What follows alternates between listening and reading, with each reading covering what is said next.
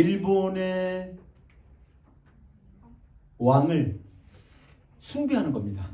그리고 일본의 조상신을 숭배하게 하는 것입니다. 그래서 한국에 적어도 신궁이 2개가 있었고요. 나머지 조상신을 섬기기 위해서 1670 몇 개의 조상신을 섬기는 곳을 만들었다고 합니다. 그래서 매년 때가 되고 절기가 되면 그곳에 가서 일본의 조상신과 왕을 예배하게 했습니다.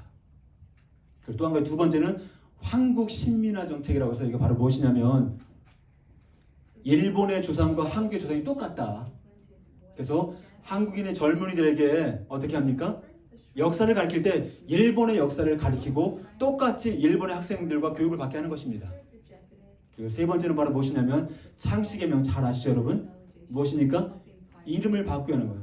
너의 이름은 하윤이가 아니라 아사코. 너의 이름은 하야코. 그래서 뭐 말자, 춘자, 순자 전부 다 일본식의 어떤 틀을 통해서 이름을 만든 거라고 합니다. 저희 누님도 순자예요, 순자. 근데 일본 사람들이 이렇게 세 가지 정책을 그 외에도 많이 있지만 이렇게 이것을 실시된 이유가 무엇일까? 그 근본적인 목적이 있는데요. 그것은 바로 무엇이냐면 한국인들로 하여금 한국인의 정체성을 없애버리고 어떻게? 너희들이 일본 사람이다. 너희들은 한국인이 아니다. 일본 사람이다 라는 정체성을 심어주기 위한 것입니다. 그래서 결국 어떻게 합니까?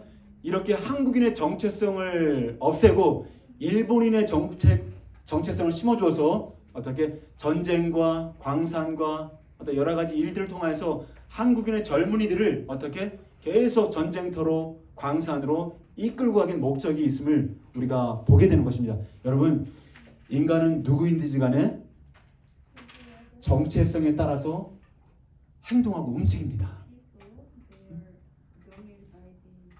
나는 죄인이다 라는 정체성을 가지고 있으면 늘 죄인의 삶을 살 수밖에 없어요. 여러분, 나는 하나님의 자녀요 하나님의 의인이다 생각하면 하나님의 의인의 삶을 살도록 생각하고 움직인다는 거예요. 여러분, 그래서 예를 들면 어떻습니까? 나는 쓸모없고 무가치한 인간이야 라고 생각하잖아요. 그러면 어딜 가든지 항상 자신감이 없어. 나 자신에서 불안해. 내 외모에 대해서도 불안해합니다. 그러나 나는 하나님의 걸작품이야. 나는 아주 소중한 사람이야 라는 생각이 들면 자신감이 오기 시작하고요. 어떻습니까? 나의 외모, 자유함을 갖게 됩니다. 여러분의 외모에 대해서 자유함이 있습니까? 불안함이 있습니까? 한번 생각해 보세요, 여러분. 60억의 인구 중에서 저처럼 생긴 사람을 찾아오면 제가 60억을 드리겠습니다. 저랑 똑같이 생긴 사람을 찾아와 보십시오. 나도 걸작품, 여러분들도 하나님의 걸작품입니다. 그렇죠? 하나님께서 여러분들을 지으시고 만들었다면 잘생기고 못생기고 어디 있어요? 전부 다 걸작품이지. 할렐루야. 옆에 분들에게 당신은 집사님은 걸작품입니다. 한번 해볼까요? 그래서 누군가를 못생겼다고 이렇게 얘기하는 것은 바로 무엇입니까? 지으신 하나님을 멸시하는 거예요. 진짜 어떻게 보면. 그렇죠? We are so precious before God. 하나님 앞에 모두가 소중한 것입니다. 그래서 그만큼 우리에게 적재성은 너무나 중요한 것입니다. 그래서 36년간의 일제 지배를 통하여서 남겨지게 된 건 바로 무엇입니까? 내가 자랑스러운 대한민국 국민이라는 어떤 정체성을 가진 것이 아니라 일본의 지배를 받는 노예와 종과 같은 정체성을 우리 마음속에 심겨진 것입니다. 근데 오늘 본문을 보시면 어떻습니까? 출애굽기 3장을 보시면 애굽에서 이스라엘 백성들이 몇 년 동안 머물러 있습니까? 우리 출애굽기 12장 40절과 41절 같이 한번 읽어보겠습니다. 시작. 이스라엘 자손이 애굽에 거주한 지 430년이라 430년이 끝나는 그날에 여러분 36년간의 일본의 통치를 받았음에도 불구하고 그렇게 정체성이 무너질 수 있다면 10배가 넘는 430년간의 지배를 받았다면 이스라엘 백성들의 마음에 무엇이 남겨져 있습니까? 너는 애굽의 노예다. 나는 애굽의 종이다. 나는 애굽인들의 노예다. 그런 생각과 마음이 뼛속 깊이 들어와 있다는 거예요, 여러분. 그런데 여러분, 여기서 하나님의 놀라운 반전이 일어납니다. 할렐루야. 이제 하나님이 일하시기 시작하는데 어떻게 일하십니까? 하나님께서 이스라엘 백성들의 고통수를 들으시고 아브라함과 이삭과 야곱을 통해서 약속했던 그 언약을 기억하시고 어떻게 합니까? 이제 이스라엘 백성들을 애굽에서 탈출시킬 계획을 세우십니다. 그리고 모세를 준비하십니다. 그리고 모세를 통해서 몇 가지 재앙을 보냅니까? 몇 가지 재앙입니까? 생각해 보세요. 제일 먼저 나일강을 피로 물들게 합니다. 그 다음에 개구리 재앙을 보냅니다. 그 다음에 이 재앙을 보냅니다. 그렇죠? 그 다음 뭡니까? 그 다음 뭐가 있습니까, 여러분? 바리를 보냅니다. 또 악지를 통하여서 가축들이 다 죽습니다. 그리고 무엇입니까? 독종 때문에 악성 종기가 생깁니다. 그 다음에 우박을 보냅니다. 그리고 메뚜기를 보냅니다. 그 다음에 어두운 흑암을 보냅니다. 그리고 마지막 가축의 첫 번째 난 것들을 포함해서 사람들의 장자를 어떻게 합니까? 죽이게 됩니다. 여러분, 10가지 재앙을 통해서 우리에게 주신 메시지가 무엇이겠습니까? 여러 가지가 있지만 하나님께서 이스라엘 백성들이 섬기는 그런 우상들을 철저하게 심판하신 사건입니다. 이스라엘 애굽 백성들은 어떻게 했습니까? 나일강을 섬겼습니다. 그 얼마나 길고 멋집니까, 여러분? 그 물이 없으면 살 수가 없어.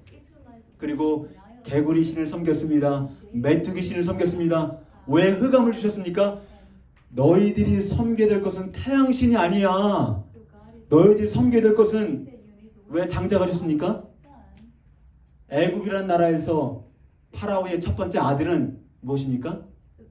그 나라의 황제, 왕인 것입니다. 신인 것입니다. 장자가 죽는 것은 너희들이 철저히 섬겨야 될 사람은 이집트의 첫 번째 왕이 아니라 아들이 아니라 바로 여호와 하나님이다. 할렐루야. 이렇게 430년간의 노예 생활을 청산하시고 그리고 애굽으로부터 정말 백성들을 구원하신 그 주 목적은 무엇입니까? 바로 너희들은 애굽의 노예가 아니다. 누구다? 이제 여호와 하나님을 섬기는 우리를 예배자로 세우시기 위함입니다. 할렐루야. 할렐루야. 응? 출애굽기 3장 같이 한번 12절 읽겠습니다. 시작. 대답하셨다. 함께 있게 하겠다. 네가 이 백성을 이집트에서 이끌어낸 다음에 너희가 이 산 위에 하나님을 예배하게 될 때에 그것이 바로 내가 너를 보냈다는 증거가 될 것이다. 하나님의 궁극적인 목적은 왜 애굽의 노예의 백성이었던 이스라엘 백성들을 왜 출애굽시키는가? 왜 이런 기적을 베푸는가? 제가 청년 시절에는 성경을 볼 때 이 기적에 집중했습니다. 정말 놀라운 기적, 얼마나 놀랐습니까? 그런데 정말 주시는 영적인 의미는 무엇이냐면 이스라엘 백성들로 하여금 노예의 정체성을 딱지를 딱 떼버리고 너는 하나님의 자녀다. 너는 하나님의 백성이다. 그런 너희들은 나를 여호와 하나님을 예배하는 자이다라고 우리에게 말씀하시고 있는 것입니다. 여러분, 부모와 자녀들은 매일 삶에서 소통을 하며 살아갑니다. 그렇죠? 우리 전화를 우리 활인자면 자주 하시죠? 한국에? 왜 그렇게 전화를 할까요? 그렇죠. 보고 싶고 소통하고 또 관계를 맺기 위해서 우리가 하게 되는데요. 왜 그럴까? 우리가 부모님을 통하여서 태어났어, 우리가. 그렇죠? 그리고 부모님의 유전자를 우리가 받았어요. 그리고 우리가 부모님을 닮은 존재로 태어났단 말이죠. 길거리 한 학생이 지나가고 있습니다. 근데 그 학생은 저의 말을 듣지도 않고 저와 소통하려고 하지 않을 것입니다. 그렇죠? 그리고 저의 영향력을 전혀 받지도 않으십니다. 그렇죠? 왜 그렇습니까? 저와 아무런 상관이 없기 때문에. 마찬가지로 창세기 1장 27절 동화에서 하나님의 형상과 하나님의 모양대로 저와 여러분들을 지으셨다고 말씀하십니다. 그렇다면 여러분, 하나님의 형상대로 지음을 받고 하나님의 모양대로 지음을 받다는 그 의미가 무엇일까요? 하나님의 형상과 모양대로 지음을 받다는 그 이유가 무엇을 의미하는 것일까요? 여러분, 그것은 바로 하나님께서 우리를 기계적인 존재로 만드는 것이 아니라 어떻게?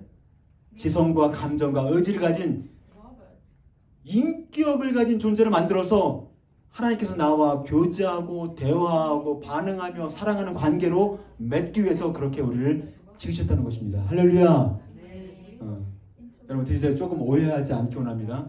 여러분들이 아무리 강아지를 좋아하고 아무리 고양이를 좋아한다 할지라도 여러분 그 동물들과 더불어서 대화하고 사랑하며 교제하고 대화를 나누고 이런 관계를 맺을 수가 없다. 만약에 내가 내 꼴이다 생각한다면 내가 스스로 생각해서 인격적인 존재로 생각하고 부여하고 대화를 하는 걸 거예요, 여러분.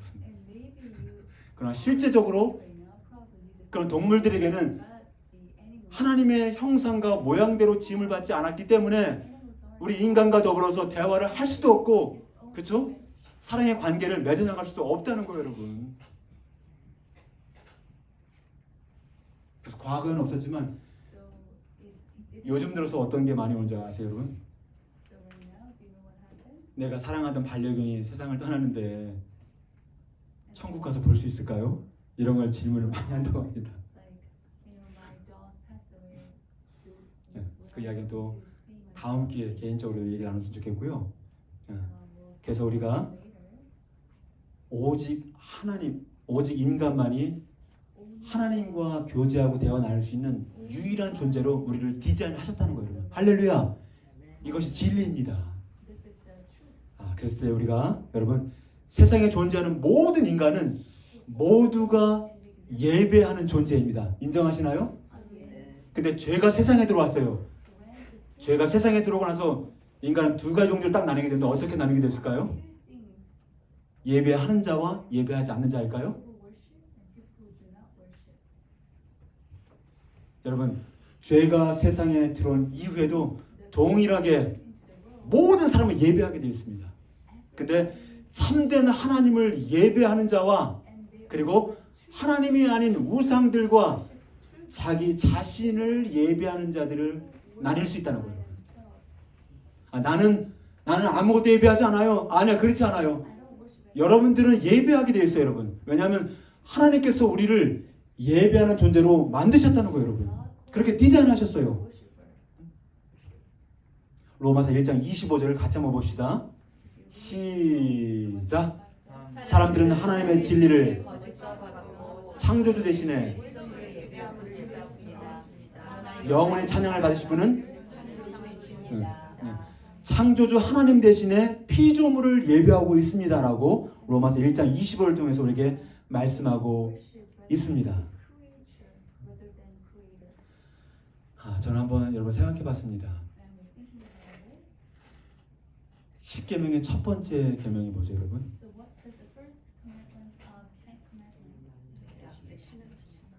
그렇죠. 역시 훌륭하십니다. 두 번째는 뭐죠? 그렇죠. 네, 그렇죠. 맞습니다. 우상을 만들지도 말고 절하지도 말고 섬기지도 말라. 그러니까 우상에게 예배하지 말라 이거거든요, 그렇죠? 근데 뭐든지 1계명부터 10계명까지 있지만 1계명과 2계명을 주신 것은 그 순서를 1계명과 2계명을 주신 것은 2계명을 주신 것은 왜 그렇게 주셨을까요? 나 외에 다른 신을 두지 말고 10번째 둘 수도 있거든, 사실은 어떻게 보면. 근데 왜 첫 번째 두셨을까요? 그렇죠. 그만큼 중요하다는 거죠. 왜냐하면 첫 번째 나 외에 다른 신을 내게 두지 말라라고 했을 때 나 외에 다른 신을 두는 것으로 딱 돼버리면 끝나는 거거든요, 사실. 첫 번째 계명이 어그러지면 다른 건 그렇게 될 수밖에 없어. 나 외에 다른 신을 두게 되면 우상 숭배할 수밖에 없고 안식일을 범할 수밖에 없고, 그렇죠? 하나님이 아닌 다른 것들을 섬기다 보면 부모를 공경할 필요가 없어요, 여러분. 내가 신이기 때문에, 그렇죠? 그래서 그럼 여러분, 우상이 무엇일까요? 우상이. 이거 참 아주 흥미로운 주제인데요. 우상은 내 마음의 공허한 부분을 채워줄 거라고 생각하는 모든 것들을 말할 수 있어. 어떻게 보면. 그래서 21세기의 우리 시대를 우리가 포스트 모던 시대라고 보고 있습니다. 그렇죠? 근데 이 포스트 모던 시대에 나타나는 두 가지 특징이 있는데, 제일 첫 번째는 뭡니까? 진리를 희석시키는 겁니다. 너만 진리냐? 아니야, 나도 진리야. 진리의 보편성을 주장합니다. 예수만 믿어야 구원받느냐? 아니야, 다른 걸 믿어도 구원받을 수 있어. 자꾸 진리에 물을 타는 겁니다. 하나 되지 않은 운동을 하고 있지만 결국은 진리를 희석시키는 거예요. 저 질문 드릴게요. 저를 낳으신 어머니가 두 분일까요? 한 분일까요? 너무 웃긴 질문이잖아, 그렇죠? 나를 지으신 창조주 그분은 한 분밖에 없어.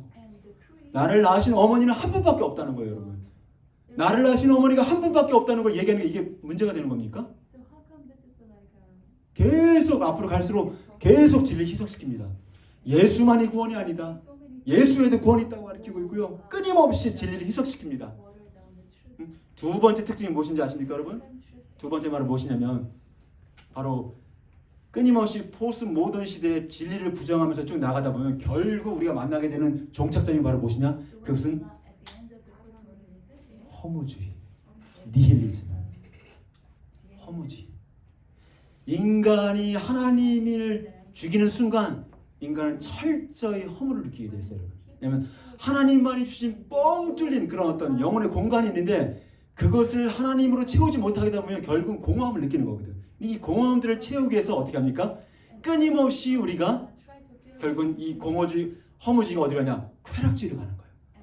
좀 더 자극적인 거, 좀 더 잔인한 거. 우리 앤 선생님이 그 미디어 강의를 했지만 여러분 잘 들으세요. 세상은 딱 두 가지. 하나님의 거룩한 영과 세상의 영. 그 세상의 영을 고린도후서는 세상의 영을 얘기하지만 결국은 계시로 넘어가면 세상의 영을 귀신의 영이다라고 얘기하고 있어요. 그래서 내 마음의 공허함을 계속 채우려고 합니다. 끊임없이 채우려고 합니다. 그러면서 거기서 어떻게? 나름대로 카타르시스를 경험한다고 합니다. 근데 그것은 착각하는 거예요. 왜냐? 그 드라마가 끝나고 그 뭔가 엔터테인먼트 끝나면 또 더 다른 자극적인 걸 또 구하게 돼 있어. 응? 그렇게 코가 끼게 돼 있어요. 결국은 쾌락주의로 흐르게 되는 거예요. 그리고 쾌락주의의 마지막 종착점은 자살인 거예요. 자살. 더 이상 나를 채울 수 없다. 죽는 거예요, 여러분. 여기에 존재할 이유가 없는 거예요, 내가.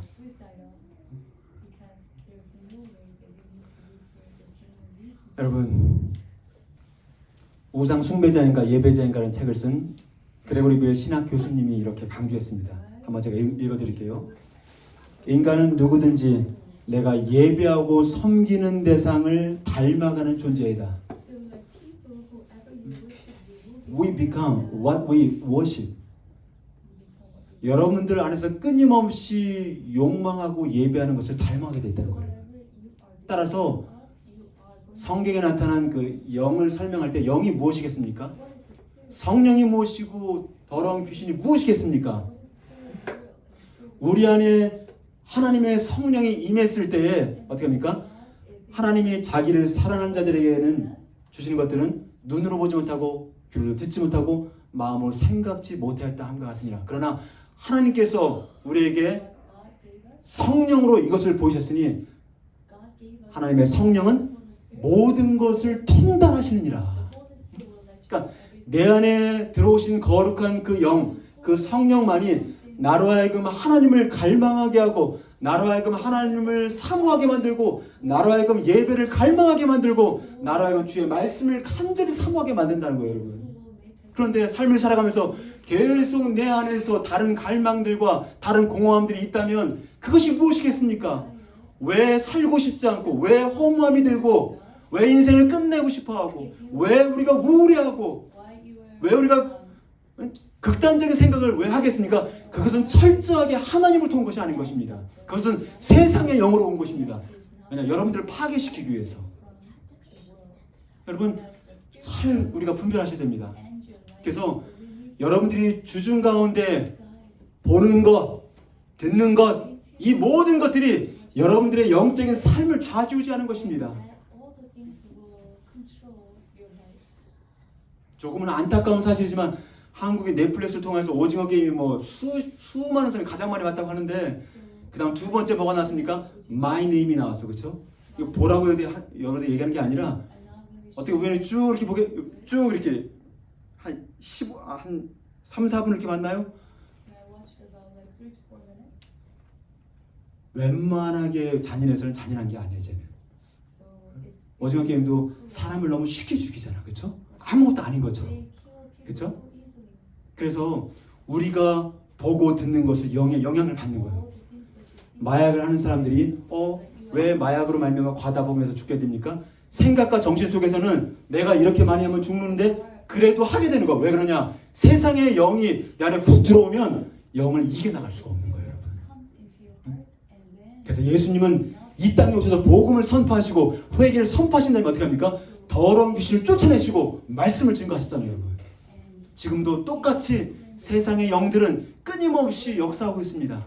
그러나 그것을 이길 수 있는 건 여러분 안에 계신 하나님의 성령이십니다. 할렐루야. 그래서 보는 것, 듣는 것 이런 거 정말 주의하셔야 됩니다.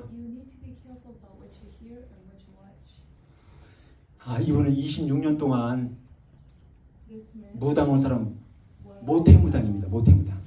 할머니도 무당, 어머니도 무당, 오빠도 무당, 여동생도 무당, 전부 다 무당입니다. 모태무당이라고 합니다. 중학교 때 처음부터 귀신을 접하게 되었고 21살 때 신내림을 받았다고 합니다. 근데 왜 신내를 받았느냐? 너가 신내를 받지 않으면 너는 죽는다. 몸이 그렇게 아파오는 거예요, 여러분. 세상에 귀신들이 들어와서 인간을 지배하는 것입니다. 그래서 귀신을 섬기는 삶이 얼마나 고통스러운지 너무너무 자주 자살을 시도했어요. 그래도 죽지 않았습니다. 결정적으로 어떻게 합니까? 내 안에 여러 종류의 다른 인격들이 있구나 이걸 깨닫게 됐습니다. 어제 CBS 새롭게를 볼 때 어떤 목사님께서 무당들만 전적으로 전도를 하고 다니더라고요. 그래서 박수도 만나고 무당도 만나고 했을 때 만날 때마다 이 무당이 자신의 뭔가 다른 인격이 나가는 걸 경험하게 되는 거예요. 결국은 몇 번 만나서 주님을 영접하고 결국은 그 신주단지를 다 박살내버리고 이렇게 이제 그런 일을 하는데 정말 실상이구나, 실상. 하나님의 성령에 붙들려 있든지 아니면 세상의 영에 붙들려 있든지 둘 중에 하나이다. 그리고 세상의 영은 끊임없이 영향을 우리에게 주고 있다는 거죠. 근데 그러면서 결정적으로 이 모태무당 이분이 어머니를 보면 그렇게 화가 난다는 거예요. 처음에는 자기가 죽게 생겼으니 엄마가 그래서 신내를 받았다고 합니다. 귀신을 접했다고 하는데 거기서 끝나는 것이 아니라 그 딸도 동일하게 들어와서 계속 괴롭히는 거예요, 여러분. 그래서 엄마를 볼 때마다 그렇게 화가 난다는 거예요. 근데 생각 속에서 내가 엄마한테 이렇게 하면 안 되지, 엄마한테 욕을 하거나 또 폭력을 얼마나 심하게 폭력하는지 모른다고 합니다. 근데 정신은 그렇게 하면 안 되는 걸 알지만 어떻게 내 안에 세상의 영이 역사하고 있으니까 끊을 수가 없는 거예요. 이것이 귀신을 섬겨온 이 모태 무당 이 여인의 삶의 결과입니다. 귀신을 섬기고 예배했을 때 나타난 결과였습니다. 그런데 어느 날 이 여인이 산 위에 올라가서 산기도를 하고 있는데 그때도 다른 신들을 막 구하는 기도를 했다고 합니다. 그런데 기도하는데 갑자기 이건 정말 전적으로 하나님의 은혜였던 것 같습니다. 사도 바울이 담에서 도상에서 예수 믿는 자를 잡아 죽이러 갈 그때 하나님께서 하늘에서 빛이 임하고 어떻게 합니까? 사도 바울에게 당신은 누구십니까? 하니까 나는 내가 핍박하는 예수다라고 얘기하잖아요, 여러분. 근데 전적인 하나님의 은혜 가운데 이 무당에게 나타날 때 어떻게? 아주 강력한 십자가가 보이기 시작했어요. 근데 자신이 점을 칠 때 10명 중에 2명은 기독교인이 있다는 거예요. 그래서 십자가가 뭔지 다 알고 있다는 거지. 그래서 그 순간 어떤 마음이 드냐면 너무 그 십자가를 향하는 그 하나님의 두려운 마음이 들어서 제가 잘못했습니다. 용서해 주세요. 그냥 생각할 겨를도 없이 하나님에 대한 두려운 마음 때문에 바짝 엎드려서 살려주세요. 저를 용서해 주세요. 이렇게 고백했다고 합니다. 그러면서 이제 교회를 나가게 됐고 예수님을 영접하게 되었고 그러면서 하나님을 섬기게 되었다고 합니다. 그래서 그 진행자가 물어봤습니다. 무당으로 점을 때는 하루에 뭐 2억, 3억, 4억은 말도 아니래요. 특별히 입시 때, 또 대통령 선거할 때. 그런데 이제 다 정리하고 신입단지를 다 이제 박살을 내버린 상태이기 때문에 어떻게 삶을 먹고 사는 것을 하십니까? 무엇이 지금 필요하십니까? 라고 질문을 했거든요. 네, 이 여인이 이렇게 얘기를 했습니다. 옛날에는 자동차를 사도 더 비싼 거, 더 고급스러운 거 이런 게 눈에 들어왔대요. 그리고 그걸 막 갖고 싶었대요. 그런데 예수님을 만나고 나니까 내게 필요한 것은 예수님 한 분밖에 없습니다. 예수님 한 분밖에 없습니다. 먼저 그의 나라와 그의 일을 구하라. 그것이 저의 가장 큰 소망입니다. 세상의 영이 내 안에 있으면 어떻게 됩니까? 끊임없이 세상을 끌어당기게 돼 있어. 그렇잖아요. 세상의 영이 있으니 세상의 탐욕을 모두가 끌어당길 수밖에 없죠. 만족감이 없습니다. 그렇죠? 그러나 하나님의 거룩한 성령이 내 안에서 역사하시는 순간 이제 내게 필요한 것은 더 비싼 차, 더 비싼 집, 더 비싼 뭡니까? 뭐 또 있습니까? 그것이 아니라 이제 내게 필요한 것은 매일매일 예수 그리스도 할렐루야 Jesus Christ 그분 한 분뿐이다. 그리고 내가 나 같은 것을 무당으로 하나님을 대적하며 살아왔던 나 같은 것을 하나님이 불쌍히 여겨주셔서 십자가를 통해서 나를 구원해 주신 거 그것만 생각해 나는 감사합니다. 그래서 눈물을 흘려요. 눈물을.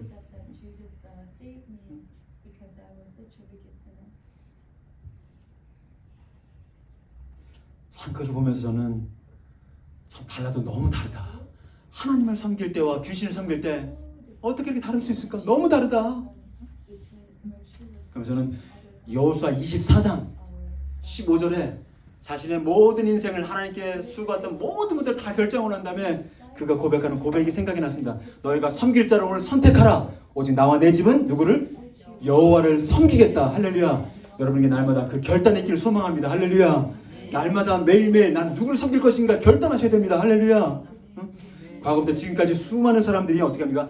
나는 누구인가? 나는 어디서 왔다가 어디로 가게 되는가? 내가 이 세상에 태어나서 나는 무엇을 하다가 하는 존재인가? 수없이 물어왔습니다.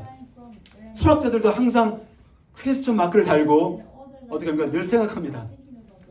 인간은 도대체 누구인가? 나는 왜 태어났는가? 나는 어디서 왔다 어디로 가는가? 그래서 한 철학자는 이렇게 얘기합니다. 인간에 대해서 어떻게 얘기를 했느냐? 세상에 내동댕이 쳐진 존재다. 나는 세상에 내동댕이 쳐진 존재다. 부모님부터 태어나는 순간 나는 세상에 내동댕이 쳐졌다라고 정의를 하고 있습니다. 그런데 이러한 질문, 인간의 본질적인 질문에 대해서 지금까지 태어났던 수많은 인류의 사람들 중에서 아무도 이 대답을 시원하게 해준 사람은 한 명도 없었습니다. 오직 한 분 제외하고 누굽니까? 예수 그리스도. 할렐루야. 할렐루야. 여러분 어디서 와서 어디로 갑니까? 요한 16장 28절을 보시면 같이 한번 읽겠습니다. 시작. 내가 아버지께서 나와 다시 세상을 떠나 아버지께로 가노라. 예수님은 아버지께서 나와서 세상에 왔고 다시 세상을 떠나 아버지께로 간다. 어디서 왔고 어디로 가는지를 분명히 얘기해 줍니다. 그 다음 나는 내가 존재하는 이유가 무엇인가?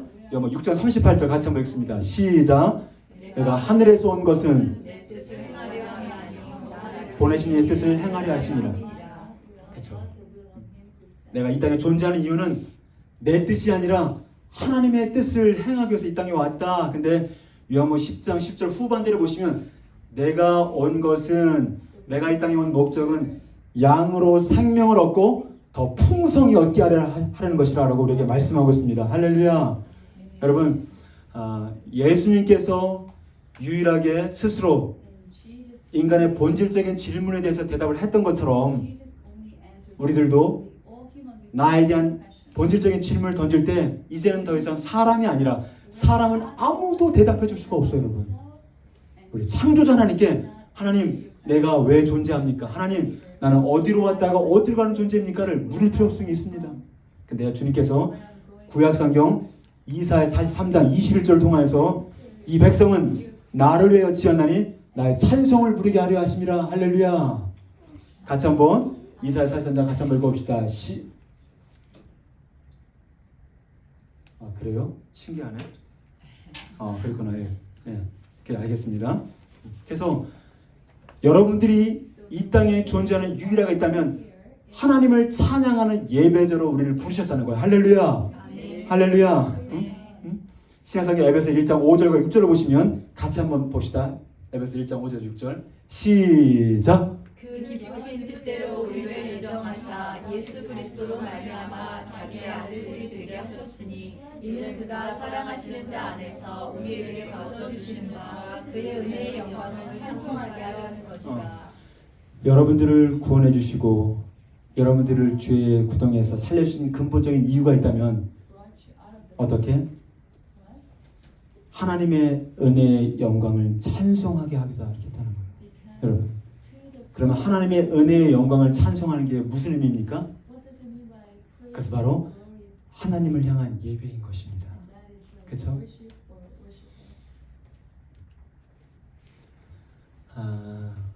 몇 번 언급드리긴 했는데요.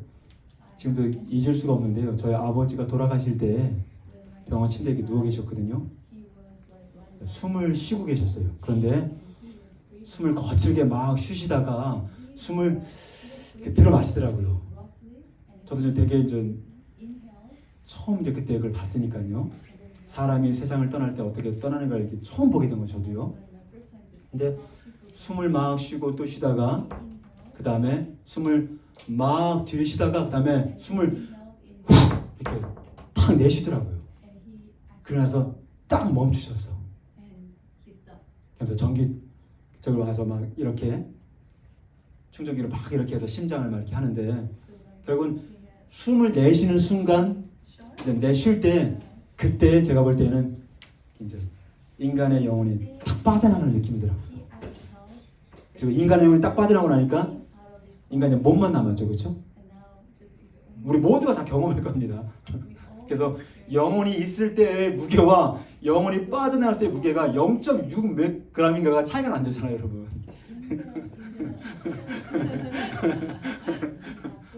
영혼의 무게가 거의 잴 수는 없겠지만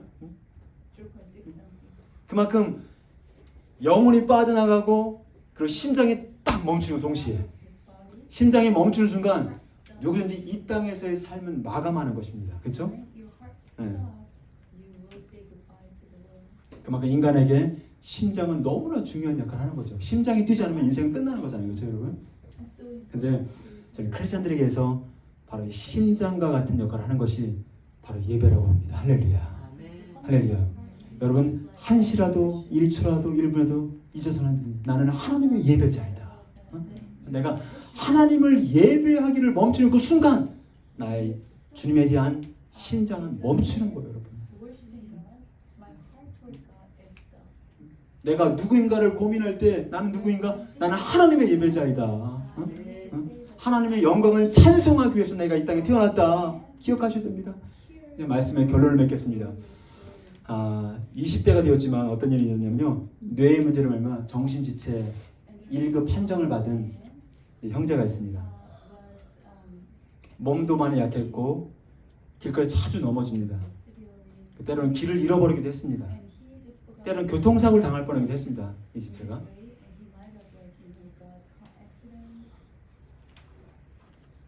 그래서 아버지는 고민을 합니다. 어떻게 이 아이를 잘 내가 도와줄 수 있을까. 그러다가 아이디어가 떠올랐는데 그 말은 뭐냐면 이 아이에게 줄로다가 묶어주는 거야. 그리고 이제 이 아이가 갈 때마다 같이 이제 움직이는 거지. 넘어지면 또 잡아갖고 이렇게 넘어지지 않게 도와주고 또 넘어지면 또 도와주고 또 가서는 안 될 길로 가면 또 잡아주고. 그러니까 이 아이가 생각할 때 이 줄 끈은 어떨까요? 되게 불편하겠죠. 내가 뭐 이렇게 가려고 해도 못 가게 될 수 있고 또 그렇지만 자기가 본인이 생각할 때는 불편할 수 있지만 아버지 입장에서 이 아이를 생각할 때는 가장 안전한 가운데 목표를 향하여서 아버지와 동행하는 아주 중요한 수단인 거지 이게. 그렇죠? 저는 이것을 보면서 어떤 마음이 들었냐면 아 그렇구나. 아버지와 아들을 묶어주는 이 끈이 바로 예배이구나. 어떤 사람들은 시간이 많지 않은데 또 무슨 또 매일 주일마다 예배를 드려야 되는 것이냐 얘기할 수도 있고 여러 가지가 있지만 그건 진정으로 나에 대한 정체성이 무엇인지를 모르는 사람의 질문인 것입니다. 계속해서 이 예배에 대한 부분을 다룰 때마다 정말 이웃을 향하여서 선을 행하는 것들도 또 기도의 향기도 그렇죠? 모든 것들이 사실 예배 아닙니까 여러분? 하나님을 섬기는 마음으로 나아갈 때 그것이 바로 우리가 예배가 되는 거죠 여러분.